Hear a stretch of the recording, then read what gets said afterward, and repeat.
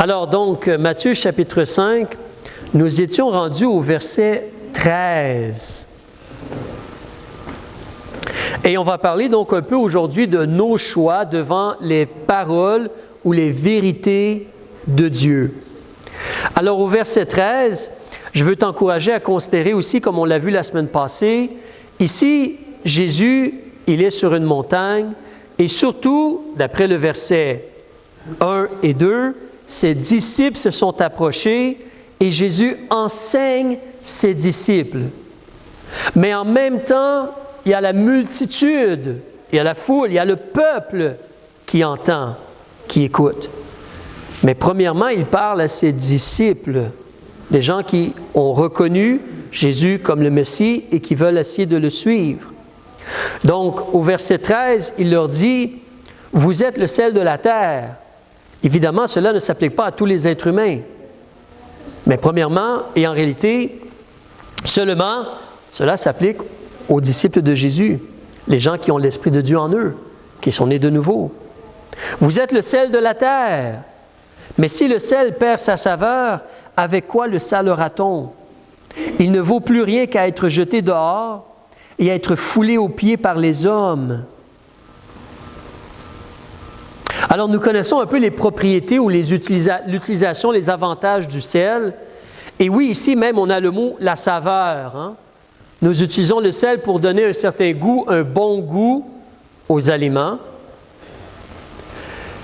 C'est une réalité, mais ici, il y a beaucoup plus profond que cela. Nous savons que le sel est utile pour l'être humain. On a besoin de sel. Mais en réalité, ici, lorsque tu considères, nous sommes le sel de la terre. La terre en tant que telle, ou les hommes qui habitent sur la terre, le monde, le système de ce monde, il est corrompu, il est perverse. Le système de ce monde est contre Dieu.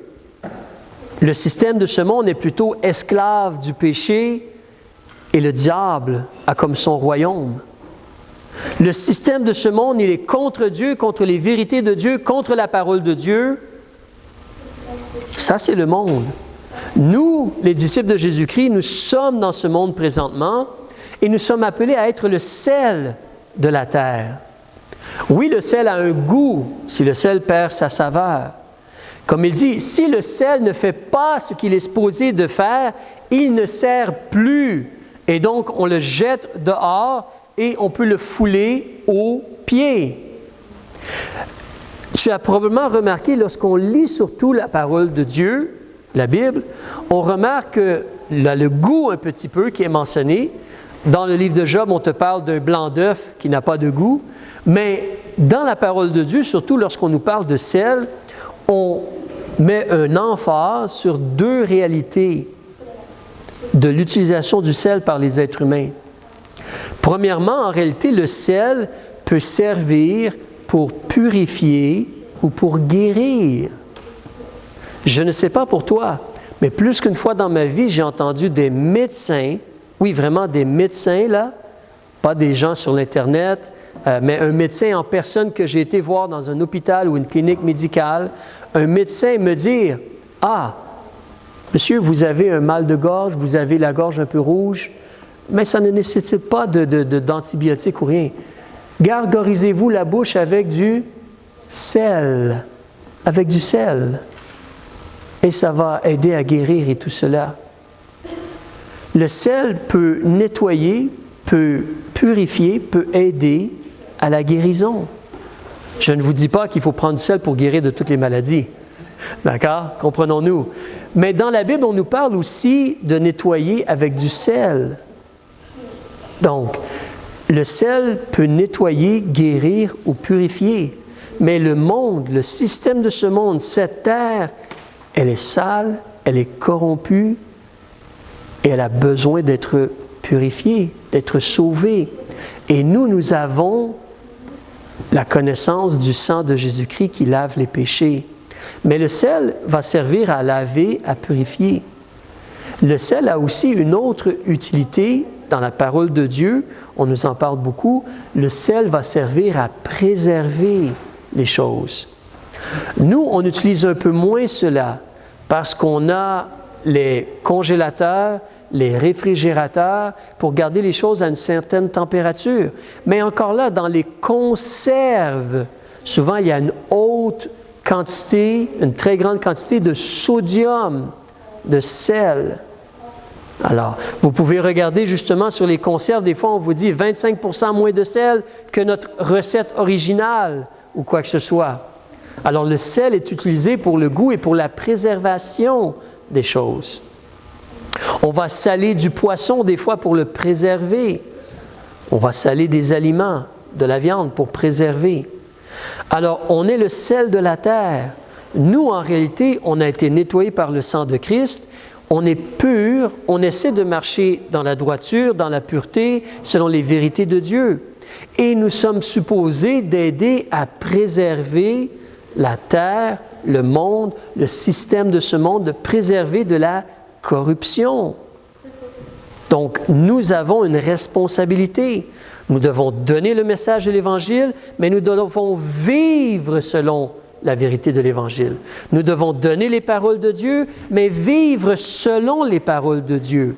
C'est pour ça, comme on a vu dans Acte 11, les gens ont été appelés des chrétiens, parce qu'ils étaient comme Christ, des petits Christ, des représentations de Christ. Alors, un disciple est appelé à être le sel de la terre, préserver, purifier, donner un bon goût. On veut s'assurer d'être le sel de la terre, en connaissant les paroles de Dieu, puis en les appliquant dans notre vie. Il nous parle d'une deuxième chose qui est encore là comme une illustration, le sel. Ensuite, il parle, tu connais, de la lumière.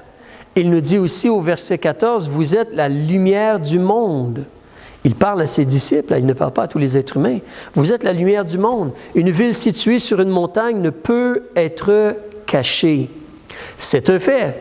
As-tu remarqué, c'est agréable des fois de conduire le soir, surtout l'été plus que l'hiver peut-être, mais tu conduis le soir, puis lorsque tu t'approches d'une ville, tu vois toutes les lumières de la ville, toutes les lumières. Donc tu fais de longs voyages, tu conduis et tu es entre deux villes et c'est noir. Noir, il n'y a pas de lumière. Mais tu commences à voir des lumières au loin parce que tu t'approches de la ville. Mais là, ici, c'est encore plus spécifique. Une ville qui est située sur une montagne, tu ne peux pas la manquer, c'est en haut, élevé, à la vue et tout cela. Donc, une ville située sur une montagne ne peut pas être cachée. Nous sommes la lumière du monde. On ne doit pas non plus cacher cette lumière-là. Le danger qu'un enfant de Dieu, que quelqu'un qui est disciple de Jésus-Christ, ne vit pas vraiment, ne marche pas vraiment avec le Seigneur, ne vit pas vraiment une vie où il reflète, il représente Jésus. Parce que quand Jésus dit « Vous êtes la lumière du monde », nous savons, la vraie lumière, c'est qui? C'est Jésus, la vraie lumière. Nous reflétons la lumière de Jésus. Et comment reflétons-nous la lumière de Jésus? En étant comme il est. En étant comme il a agi quand il était sur la terre, en suivant ses enseignements, en demeurant dans son amour. On reflète sa lumière. Alors il nous dit au verset 15, « Et on n'allume point une lampe pour la mettre sous un boisseau. » Alors, boisseau, ce n'est pas un mot qu'on connaît bien. Qu'est-ce qu'un boisseau? Imaginez un contenant, une boîte, et ça peut être aussi cylindrique en réalité ou d'autres formes. Mais imaginez un contenant. Vous savez, des fois, vous allez acheter des pommes et c'est dans une boîte, dans un caisson ou une boîte. Des fois, même des boîtes en petits bois, des petits morceaux de bois. Mais vous achetez des choses. Alors, nous, tout est plastique, n'est-ce pas? Tout est carton ou plastique ou quoi que ce soit, mais auparavant, c'était fait en bois ou en des poteries en céramique et des choses comme cela. Et donc, il nous dit, tu n'allumes pas une lampe pour la mettre sous un boisseau. Donc, imagine quelque chose pour contenir, pour transporter, donc une boîte ou un objet cylindrique, mais assez gros. Alors, si tu as une lampe, mais tu mets la chose dessus, là, tu caches toute la lumière de la lampe, évidemment. Considérez aussi, nous, on fonctionne avec des ampoules, mais eux ne fonctionnaient pas avec des ampoules. Donc, lorsqu'on dit une lampe et lumière et tout cela, ce sont des... En réalité, C'est plutôt, justement, comme des lampes à l'huile. Des lampes à l'huile. Et donc, s'il y a une lampe à l'huile avec sa flamme et sa clarté, certains vont peut-être se rappeler, dépendant quel âge tu as, les lampes à l'huile, ici au Québec, mes parents en ont une à la maison. Lorsqu'il y avait une panne d'électricité, on l'utilisait. Donc, tu tournes la chose, la mèche monte, puis tu l'allumes, puis ça éclaire dans la maison. Alors, il faut faire attention, si ça casse, ça fait un feu. Ça, c'est autre chose. Ça, c'est autre chose. Alors, mais, donc, une lampe, comme justement une lampe à l'huile, on n'allume pas une lampe pour la mettre sous un boisseau, mais sur un chandelier. Et elle éclaire tous ceux qui sont dans la maison. Encore là, oui, nous, c'est des ampoules, mais habituellement, on met l'ampoule sur le chandelier ou le plafonnier. Donc, si j'ai une lampe, je la mets à un endroit pour qu'elle éclaire tout l'espace. Tout l'espace. Pas seulement un petit endroit, pas en dessous du lit ou pas sous un récipient, un boisseau ou quelque chose. Je veux qu'elle éclaire toute la maison. Donc, nous, notre lumière doit briller pour que les gens voient, reconnaissent Christ. C'est notre vie. C'est notre témoignage, c'est nos actions, c'est nos paroles, c'est nos réactions. Nous sommes comme une lettre vivante. En Corinthiens, on nous en parle au chapitre 3. Les gens peuvent nous lire, nous regarder. Ah, c'est ça être un chrétien. Ah, c'est ça être un disciple de Jésus. Mais nous sommes une lumière, une lampe. Et oui, tu peux considérer justement, comme il parle de chandelier, est-ce que vous vous rappelez, en réalité, si nous, les chrétiens, on est des lumières, et la lumière doit être mise sur un chandelier, dans le Nouveau Testament, dans les écrits de Dieu, c'est quoi le chandelier? Dans le livre de l'Apocalypse, on nous dit au chapitre 1 que Jésus marche au milieu des 7 chandeliers. Ce sont des églises. Alors, le chrétien est une lumière, mais le chrétien est dans une église. L'église, c'est le chandelier qui fait briller la lumière dans l'endroit géographique où on est, municipalité, ville, village, ainsi de suite. Alors, région même, quand c'est plusieurs petits villages. Mais le chrétien est une lumière, il est placé sur le chandelier, il est mis dans une assemblée et on éclaire tous ceux qui sont là. Alors, il nous dit au verset 16 que votre lumière luise ainsi devant les hommes, afin qu'ils voient vos bonnes œuvres et qu'ils glorifient votre Père qui est dans les cieux. Tu as toujours le bon équilibre et le bon ballon que, en réalité, moi, je suis là et ma vie démontre Christ. Donc, oui, j'ai un souci pour les gens autour de moi. Oui, je veux regarder pour prier pour les gens, pour aider les gens, pour consoler les gens, pour encourager les gens, pour enseigner les gens. Quand on parle de bonnes œuvres, on peut considérer toutes ces choses-là. Ce n'est pas juste aller donner de l'argent aux pauvres, les bonnes œuvres. On va être là pour consoler, on va être là pour écouter, on va être là pour aider, on va être là pour enseigner, on va être là pour exhorter les autres. Mais il nous dit que nos bonnes œuvres doivent être vues. Et c'est là, comme je dis, que tu as la réalité, comme on voyait avec Paul et Barnabas tantôt. Notre travail, c'est de donner le message de l'Évangile. C'est d'expliquer aux gens comment être pardonné, comment être sauvé. Mais si on parle de la délivrance qui se trouve en Dieu et on parle que Dieu nous a délivrés, on veut aussi démontrer cela par nos actions et se soucier des gens et aider les gens et voir leur situation et leurs besoins et être prêt à agir. On fait des bonnes œuvres. Alors, on n'est pas là juste pour faire des bonnes œuvres puis espérer que les gens se tournent vers Jésus. On leur parle de Jésus, on leur témoigne de l'Évangile, on leur explique comment être sauvés, on leur dit qu'ils ont un choix à faire. Mais en même temps, notre vie démontre l'amour de Jésus. Notre vie, nos bonnes œuvres, le fait qu'on se soucie des gens. Et n'oubliez pas, comme je disais là, c'est de se répéter un peu, mais des bonnes œuvres, ce n'est pas juste donner de l'argent aux pauvres. Ça, c'est une partie. Bonnes œuvres va nous parler qu'on veut aider, on se soucie, on veut consoler, on veut libérer les gens de leur situation, on veut exhorter, enseigner. C'est toutes ces choses-là ensemble. Mais il faut que notre vie démontre. La parole de Dieu, elle est dans nos cœurs. Et la parole de Dieu, donc, on la vit, on la met en pratique. Nous sommes comme une Bible vivante dans ce sens-là. Voici Dieu, voici ce que Dieu dit, voici comment Dieu dit d'agir et de réagir. Gloire à Dieu qu'il est miséricordieux. Gloire à Dieu qu'il est patient. Gloire à Dieu qu'il a mis son esprit en nous pour nous aider.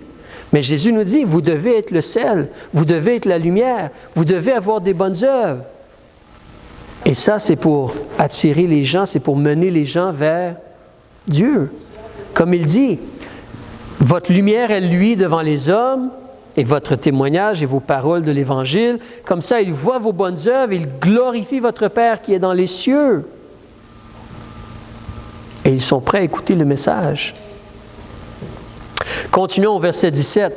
On nous dit, « Ne pensez pas que je sois venu abolir la loi ou les prophètes. Je ne suis pas venu abolir, mais accomplir. » Alors, considérons ici, des fois, il y a des gens qui ont des questions ici, et c'est bon d'avoir des questions. Mais qu'est-ce que Jésus est en train de dire? Moi, je suis venu. Pourquoi Jésus est venu? Dieu a dit qu'il voulait faire quelque chose. Dieu a un plan. Et donc, Dieu a annoncé son plan. L'Évangile, c'est une bonne nouvelle. Donc, Dieu a annoncé son plan. Dieu a dit ce qu'il voulait faire. Dieu a prophétisé. Dieu a mentionné ce qu'il était pour faire. Et la loi et les prophètes parlent de la venue d'un Messie. Alors, pourquoi Jésus est venu? Entre autres, il est venu pour accomplir la parole de Dieu. Les promesses, les prophéties. Il est venu pour accomplir ce que Dieu avait promis. Il n'est pas venu pour abolir la parole de Dieu, mais accomplir la parole de Dieu. C'est ça qu'il est venu faire. Mais remarquez que ceci ne veut pas dire que nous devons garder la loi de Moïse. Certains gens, des fois, vont regarder cela et dire « Ah, tu vois, il faut continuer à observer le sabbat parce que Jésus n'a pas aboli la loi et les prophètes. » Ce n'est pas ce que Jésus mentionne. Il est en train de dire « Moi, je viens accomplir les paroles que vous lisez, les prophéties, j'accomplis cela. » Si tu lis le verset suivant, verset 18, « Car je vous le dis en vérité, jusqu'à ce que le ciel et la terre aient passé, il ne passera pas de la loi ou les paroles de Dieu un seul iota ou un seul trait de lettre, que tout ne soit, quoi? Accompli. » Accompli veut dire que ce que Dieu avait mentionné, ce que Dieu avait prophétisé, est venu et c'est accompli. Donc le mot « accomplir » ici nous parle que les promesses sont tenues. Dieu agit selon ses promesses. C'est le même accomplir au verset 17. Je ne suis pas venu abolir la loi, mais accomplir la loi. Alors ce que Jésus nous mentionne surtout ici, c'est que lui, il est venu pour agir selon les promesses et les paroles que Dieu a faites. Mais certainement, quand Jésus est venu, il a fait quoi? Une nouvelle alliance. Et en réalité, dans les prophètes, dans le livre de Jérémie, ça nous mentionne que Dieu va faire une nouvelle alliance avec son peuple et avec le monde. Les prophètes nous disent cela. Alors, il doit y avoir une nouvelle alliance. Et quand Jésus est venu, il a fait une nouvelle alliance. Avant de mourir, il a dit, « Voici mon sang, le sang de la nouvelle alliance, répandu pour plusieurs. » Comme il y a une nouvelle alliance, la loi change et le sacrificateur est différent. C'est Jésus maintenant notre souverain sacrificateur. On ne fait plus de sacrifice animal et plusieurs choses ont changé. Nous n'observons pas le sabbat, nous ne circoncisons pas les enfants, nous ne faisons pas de sacrifice animal, nous pouvons manger du porc, plusieurs autres. Mais des choses ont changé. Ça ne veut pas dire que Jésus n'a pas aboli ces choses-là, c'est qu'il a fait une nouvelle alliance. Il y a des choses, des fois, qui sont similaires dans le sens que dans l'Ancien Testament, on nous dit de ne pas voler. Dans la Nouvelle Alliance, on nous dit de ne pas voler. Dans l'Ancienne Alliance, on donne la dîme. Dans la Nouvelle Alliance, on donne encore la dîme. Il y a des choses qui sont nouvelles. Dans la Nouvelle Alliance, on prêche l'Évangile. On baptise les gens. On ne faisait pas cela dans l'Ancienne Alliance. C'est nouveau. Alors, il y a un changement. Mais ici, ce que Jésus nous dit, il ne nous parle pas d'observer la loi. Il nous dit, moi, j'accomplis les promesses, les paroles. C'est ça que j'ai fait. Maintenant, considérez aussi au verset 18, il y a une autre chose merveilleuse. Jésus nous parle de la parole de Dieu. Comment est la parole de Dieu? Elle est fiable, la parole de Dieu. Jésus dit que le ciel et la terre vont passer, disparaître. Et si tu connais les promesses de Dieu, dans le livre d'Ésaïe, dans le livre de l'Apocalypse, on te dit que Dieu va créer de nouveaux cieux et de nouvelles terres. Que la terre que l'on connaît va être détruite et ses œuvres en elle. Et Dieu va créer de nouveaux cieux et de nouvelles terres. Mais ici, Jésus nous dit, jusqu'à ce que le ciel et la terre aient passé, il faut que toutes les paroles de Dieu s'accomplissent, toutes les prophéties, tout ce que Dieu a dit, il doit agir selon sa parole. La parole de Dieu, elle est fiable. Après ça, le ciel et la terre sont détruits. Et Jésus nous dit que pas un seul iota ou un seul trait de lettre. Ça, c'est vraiment spécifique. Tout ce que Jésus, tout ce que Dieu, tout ce que la parole de Dieu nous dit doit s'accomplir. Comment? À la lettre. Pas un seul iota. On nous parle de la réalité que iota, c'est une lettre grecque, comme une petite lettre grecque. On nous parle d'un trait de lettre. Vous savez, en français, on a des situations. Si j'écris quelque chose, moi, je m'appelle Éric. Si je fais un E, il y a une barre de haut en bas, puis il y a 3 barres en allant sur le côté. Mais si j'efface la barre d'en dessous, la barre du bas, là, c'est la lettre pour le nom de mon frère, F, pour Fernand. J'ai enlevé juste une petite barre et ça change tout. Ça change tout. C'est la même chose lorsqu'on écrit en lettres attachées. On peut faire un L. Si on met une barre en haut, ça devient un T. Un trait de lettre qui change les choses. On a les accents aigus en français aussi. Les accents aigus. Alors, on a ces choses-là. Donc, mais Jésus nous mentionne la réalité que même ces petits détails-là, c'est la réalité de la parole de Dieu. Ça va s'accomplir à la lettre même. Garde ton doigt ici, recule avec moi dans le livre d'Ésaïe, s'il te plaît. Regarde avec moi dans le livre d'Ésaïe. J'ai lu ceci dernièrement. Tu veux le chapitre 59, s'il te plaît. Regarde comment Dieu nous parle de sa parole. Ésaïe, chapitre 59, à la page 903, s'il te plaît. On va terminer bientôt, mais page 903, regarde ce qu'il nous dit. On va débuter au verset, on va lire juste le verset 21 du chapitre 59, le dernier verset. Regarde ce qu'il nous dit au verset 21, s'il te plaît. « Et pour moi, Dieu, voici mon alliance avec eux, Israël, a dit l'Éternel. Mon esprit qui est sur toi, Monsieur Ésaïe, et mes paroles que j'ai mises dans ta bouche ne se retireront pas de ta bouche, ni de la bouche de ta postérité, ni de la bouche de la postérité de ta postérité, a dit l'Éternel. » Combien de temps la parole de Dieu va rester?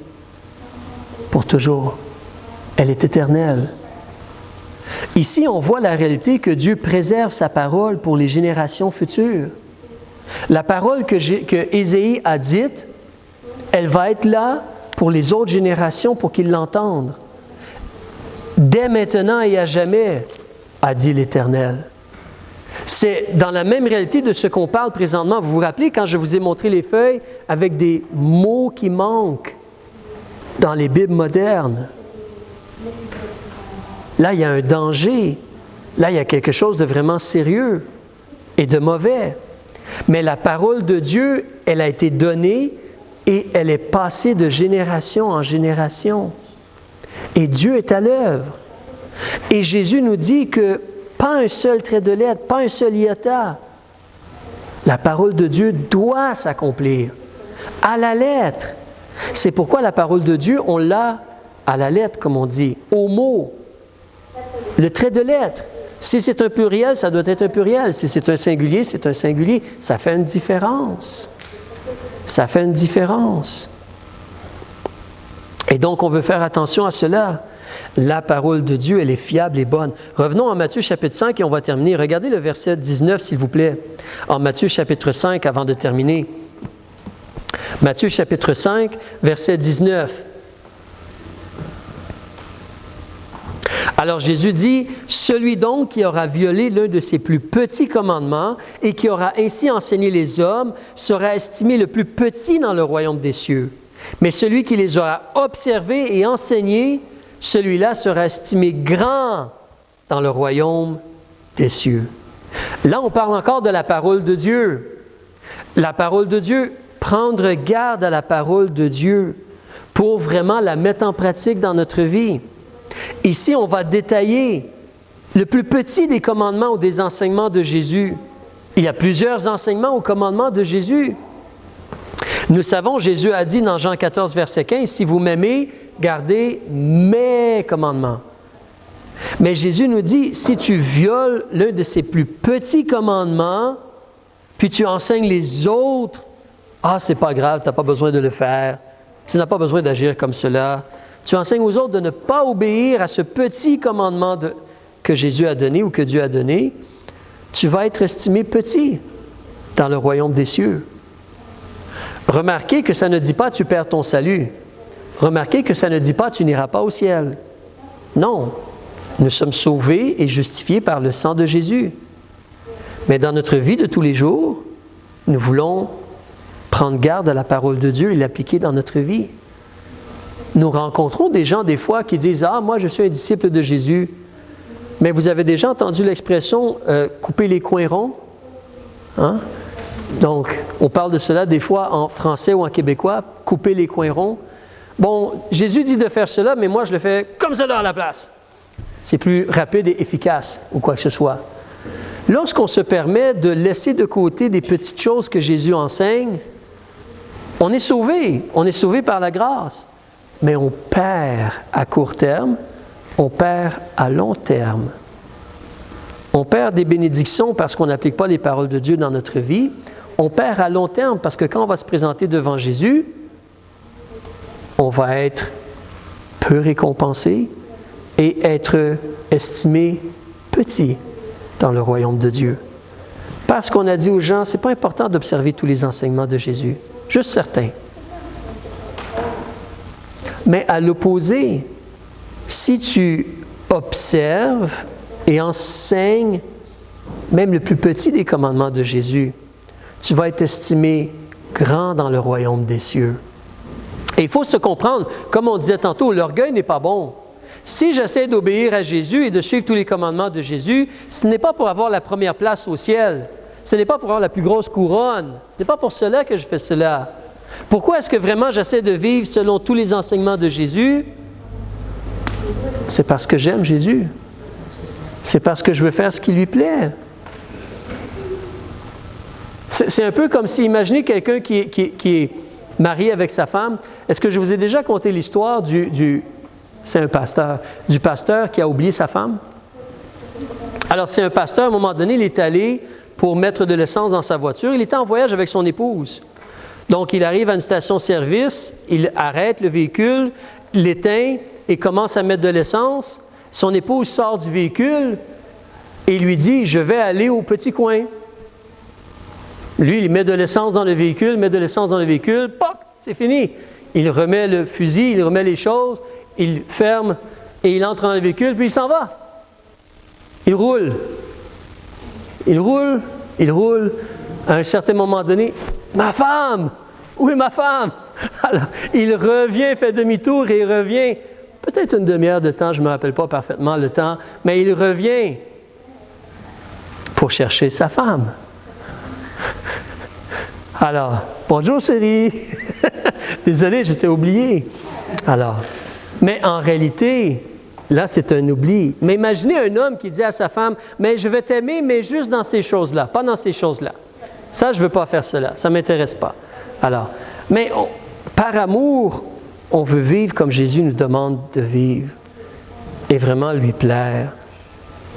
Mais ça, c'est la réalité de prendre garde à la parole de Dieu. C'est ce qu'on voit maintenant dans l'enseignement de Jésus. On veut être vraiment du sel. On veut être vraiment la lumière qu'il veut qu'on soit. Pas juste 25 watts. Hein? On veut être la lumière qu'il veut qu'on soit. On veut être le sel qui a vraiment bon goût et qui préserve vraiment et qui purifie, qui aide vraiment là où il est. On veut vraiment porter attention à toutes les paroles de Jésus. Et on veut défendre la parole de Dieu contre ceux qui veulent enlever des choses de la parole de Dieu. Non, la parole de Dieu Elle va s'accomplir. On veut faire attention. Venez avec moi, on va terminer dans Jean chapitre 15, le verset qu'on regarde, le thème pour notre mois. Regardons dans Jean chapitre 15, tu vas voir le lien dans la réalité. Je veux demeurer dans son amour. Qu'est-ce que cela m'enseigne? Qu'est-ce que cela veut dire? Jean chapitre 15, le verset 7 qu'on a essayé de mémoriser tantôt. Jésus dit, « Si vous demeurez en moi et que mes paroles demeurent en vous. » Jean chapitre 15, verset 7. Être en Jésus, c'est les paroles de Dieu qui s'appliquent dans notre vie. C'est ces paroles qui contrôlent, qui gèrent, qui dirigent, qui influencent notre vie. Là, on peut demander tout ce qu'on veut et l'obtenir, c'est incroyable. Là, il va y avoir du fruit et le Père va être glorifié. Et verset 9, « Comme mon Père m'a aimé, je vous ai aussi aimé, demeurez dans mon amour. » C'est quoi demeurer dans son amour? Verset 10, c'est garder ses commandements, c'est garder sa parole, c'est prendre garde à la parole, c'est vivre comme Jésus demande de vivre. Parce qu'on sait, vous voyez, autant de la même façon, je suis ici et j'accepte ce qui se passe dans ma vie, j'accepte les persécutions, j'accepte les difficultés, j'accepte les fardeaux, j'accepte les problèmes de la vie et j'espère en ce qui s'en vient. Pourquoi j'espère en ce qui s'en vient? Parce que Jésus l'a dit. Parce que Jésus a promis qu'il nous aiderait. Parce que Jésus a promis qu'il nous récompenserait. C'est à cause de la parole de Dieu. Ça prend de la foi dans la parole de Dieu pour espérer en Dieu puis être heureux à travers les choses de la vie. Et de la même façon, pourquoi est-ce que je mets en pratique la parole de Dieu? Parce que Jésus l'a dit. Parce que c'est la bonne chose à faire. Ça prend de la foi pour recevoir, étudier, recevoir, connaître et mettre en pratique les vérités de Jésus. Mais les deux vont ensemble. Et pour nous, notre thème cette année, on demeure dans son amour. On a compris qu'il nous aime, on a compris que ces vérités, c'est la meilleure chose pour nous, ces vérités. La meilleure chose pour nous. On veut suivre ces vérités. On veut suivre. On vit d'espérance et on vit d'amour. On va terminer avec un cantique. Alors, vous avez un